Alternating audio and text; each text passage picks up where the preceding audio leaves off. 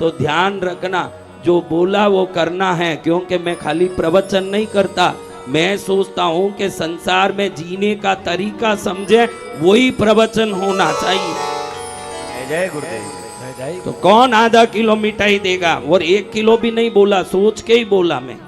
कितना बोला? ताकि हर एक दे सके, 100-150 तो कोई भी। तो इस दिवाले में आधा किलो मिठाई किसी गरीब को देना, और कपड़े देने हो तो पुराने कपड़े तो विसर्जित करना चाहिए, किसी को देना नहीं। जो आपके पास काम के नहीं है, किसी को टरका के, मैंने साड़ी भी दिया है, मैंने कपड़े भी दिए हैं। आज सुबह मैंने मेरे काम वाली को 4 रोटी दिए। पता है कि ये 4 रोटी कैसा? एक औरत तो मेरे को बोलने लगी कि इस दिवाली में मैंने काम वाली को पूरा 1 टिन घी दे दिया महाराज। 1 टिन, आधा किलो का टिन, 1 किलो का, 15 किलो का टिन महाराज। मैंने काम वाली को 15 किलो का टिन दे दिया। कितना? 15 किलो का। मैं विचार में पड़ गया, क्या काम वालियों को 15-15 किलो घी दान में दिया जाता? मेरे को लगा कोई डाउट है, कुछ तो गड़बड़ है। माता जी जो है असली बता दो। थोड़ा मुंह नीचे ऊपर करने लगी। मैं कि जो है बोलना पड़ेगा। जब 15 किलो घी दिया, इसको अगर सीना तान के बोल सकती हो तो इसके पीछे का रहस्य भी बोलना। आप पूछ रहे हो इसलिए बोल रही हूँ महाराज, आप तो सब जानते हो, नहीं बोलूं तो भी जान लोगे, इसलिए बता रही हूँ कि घी ले आए सेठ जी कल। खाजा बनाओ, गुंजा बनाओ, पेठा बनाओ, माल बनाओ, सेठ जी लाए। जैसे ही खोल के रखी, मैं सोची कि थोड़ा सा निकाल के कढ़ाई में डालूंगी, पीला खाजा बनाऊंगी, सफेद खाजा बनाऊंगी। तो मैंने सोचा गुंजा भी साथ में ही बना लूं। तो मैं खोपरा छीलने के लिए बैठी, वापस आके देखूं तो घी के टिन में चिपकली गिरी हुई थी। मारा क्या गिरी? अब मेरे मन में आया कि इसको खाएगा कौन?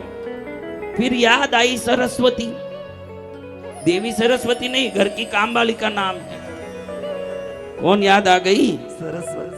मैंने कहा दान का दान भी होगा न मंगल का मंगल भी होगा। चिपकली निकाल के बाहर डाल दी, न उसको मैंने घी दे दिया। ध्यान रखना, आपके दान का फल तो आपके दान के वस्तु से नहीं, उस दान के वस्तु को दिए जिस भावना से होती है। भावना शुद्ध रखना, भावना श्रेष्ठ रखना। अगर भावना श्रेष्ठ है तो भव का नाश निश्चित है। हाँ, चिपकली गिर गई, उसको पकड़ा दिया और सबको बोलती फिरे, मैं 1 टिन घी दी, मैं 1 टिन, 1 बूंद भी देने वाली नहीं। अगर चिपकली नहीं गिरती तो उसमें से खाजा भी देने वाली नहीं। हम दिवाली के मिठाई और दिवाली की चीजें भी कब काम वाली को देते हैं? जैसे ही बनता है गरम गरम देते हैं। पहले बच्चे खाएंगे, फिर पति खाएगा, फिर हम भी खाएंगे, फिर 2-3 दिन तक खाए पिए। फिर जब नाक के पास जाते ही उसमें से गंध कम पड़ जाए, उसमें से सुगंध कम पड़ जाए, वो थोड़ा बदबूदार लगने लगे।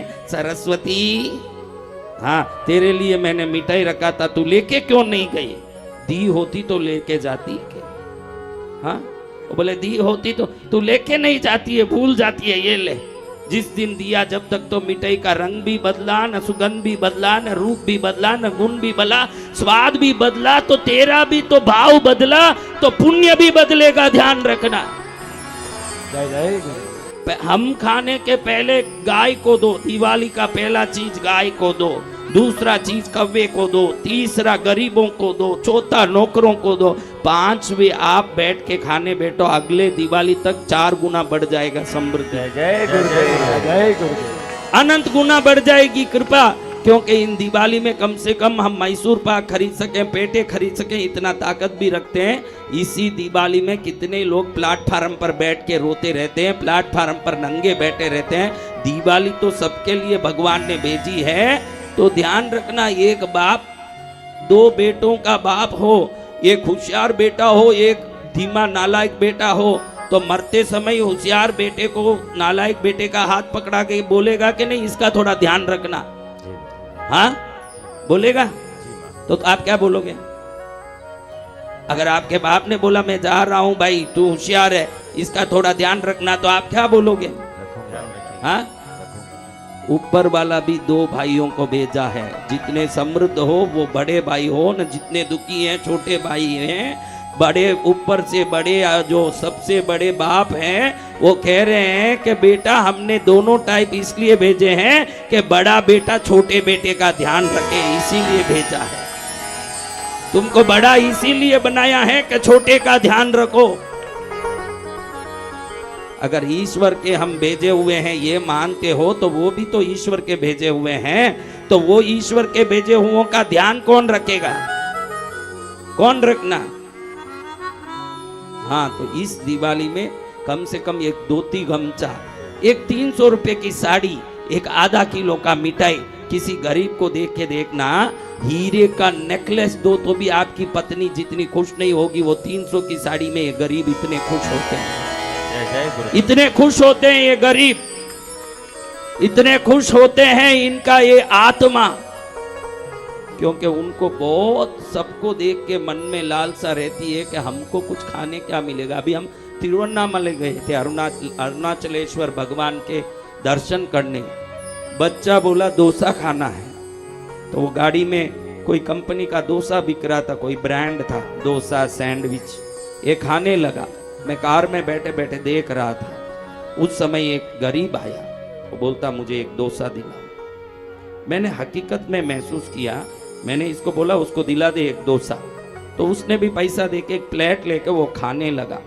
जब वो डोसा खाता था, जब उसके भाव मैंने देखे, आपके पास 10,000 करोड़ आवे तो भी वो खुशी नहीं आ सकती। जब वो डोसा खाता था तब उसके चेहरे में वो खुशी थी। जय गुरुदेव।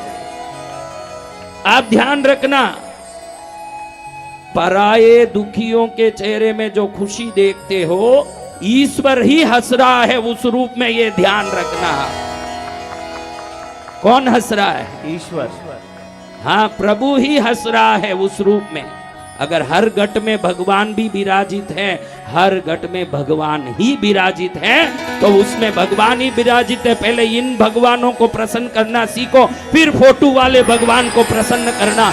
जिंदे भगवान तो भूखे मर रहे हैं, न मूर्तियों को प्रसन्न करोगे मूर्खों। आ गई दिवाली, पहले जिंदे चलते फिरते भगवान को खुश करो।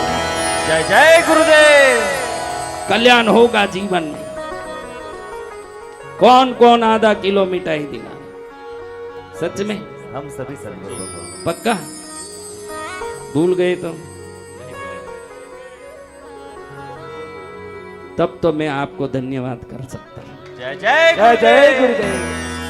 क्योंकि इतने लोग धन्यवाद करेंगे ही तो मुझसे शुरुआत। आप आधा किलो मिठाई दोगे, कोई भी धन्यवाद तो करेगा ही ना भाई। जिसको मिला नहीं वो धन्यवाद करेगा, लेकिन उसका शुरुआत मेरे से हुआ है तो पहला धन्यवाद मुझे ही करना चाहिए। जय जय गुरुदेव। उसका शुरुआत तो मेरे से ही हो रहा है ना, कि इतने हजारों लोग किसी गरीब को खिलाएंगे। मेरा प्रवचन सार्थक हो गया, मेरा कहना सार्थक हो गया, मेरा पंडाल सार्थक हो गया, सब कुछ सार्थक है।